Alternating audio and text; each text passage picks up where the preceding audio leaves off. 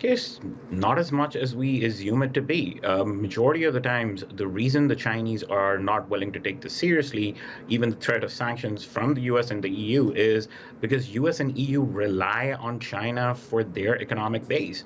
Majority of the time, the supply chains run back to China. So even if you were to threaten China on fixing its attitude towards Hong Kong, when you buy majority of your stuff from China, you really don't have the kind of leverage that you would have in order for those sanctions to work out. And that's why I personally believe it's not a useful tactic. It only goes on to hurt what the pro-democracy demonstrators in Hong Kong have been trying to do, and trying to explain that this is an indigenous movement. This is for the people of Hong Kong.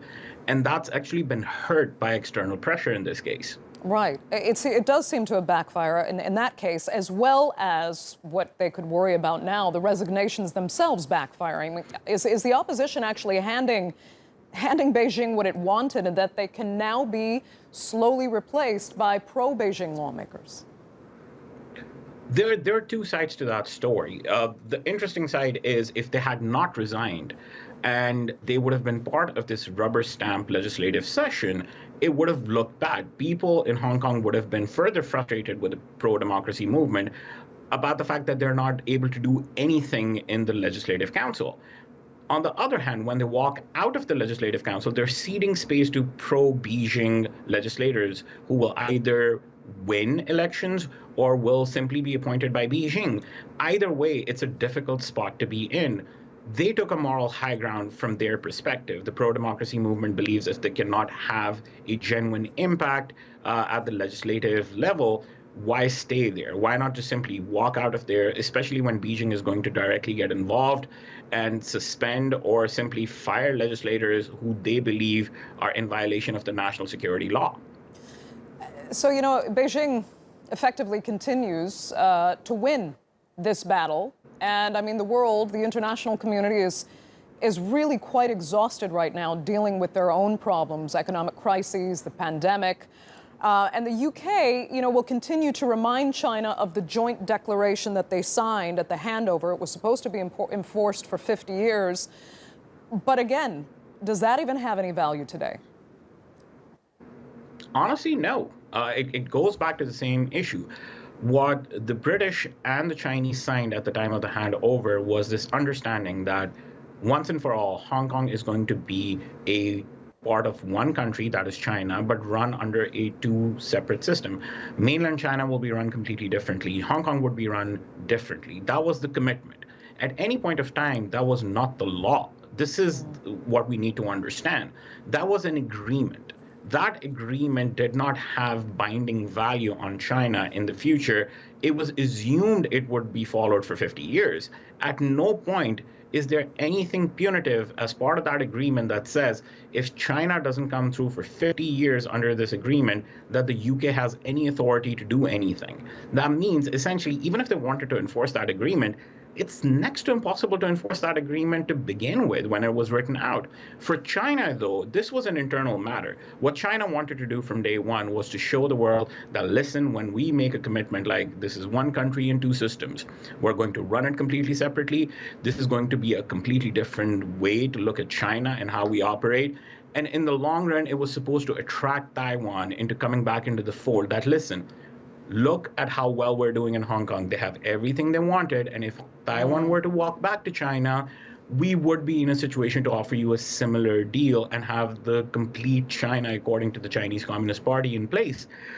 That has kind of gone off the rails. Right. For China, this has not been without some sort of a backlash. The backlash that they've taken is they've further alienated Taiwan and the pro-unification faction in Taiwan. And that was precisely my next question, because China's ambitions are broader as per the One China policy.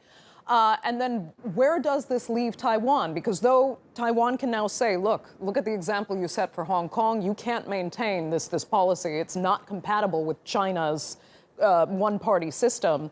But if the Chinese continue to put pressure on Taiwan, are we looking at potentially a military confrontation in which no one is really going to be willing to go to war with China in order to protect Taiwan's interest? Even if their ideals, they're ideologically aligned like the United States, who would be willing to fight that battle if it were to get there?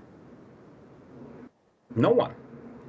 One of the biggest things is we keep having this assumption that if Taiwan and China were to go to war, and if China were to invade Taiwan, somebody would come save them. No one will. And that's a fact of life. And no matter how hard we try to build this narrative that somehow the US would jump in, somehow other powers would jump in, that will not happen, because the amount of time it would take the Chinese military to take over the island of Taiwan is under 24 hours. And if it is under 24 hours, there is no reaction time. There's absolutely no reaction time. And there's no way US gets dragged into a war with a country like China purely based on the fact that, like I said earlier, majority of the US supply chain is based in China.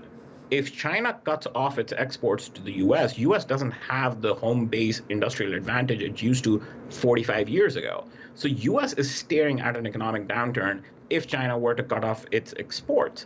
Secondly, for China, this is a serious problem. The idea was if they could do well in Hong Kong, Taiwan would fall into place. And Taiwanese, specifically the DPP under President Tsai, has been very clear about the fact that, listen, we've been telling you from day one, this is what they do. This is how they come after you. Initially, they agree with you, and then they'll come after you, and they'll go for the jugular and completely wreck the system. Look at what they've done in Hong Kong. Look at what they've done in Macau. We're not going to let this happen to Taiwan. So in a lot of ways, Beijing has only helped Taipei's argument in the long run. And one thing is clear, no matter what happens, Taiwan is essentially surviving on norms and decency and expecting China to kind of not walk into a conflict purely because it's economically unviable. Right. Okay, Adnan Rasool, unfortunately, we're going to have to leave it there. Thank you so much, really, for taking the time to enlighten us with your analysis. We appreciate it.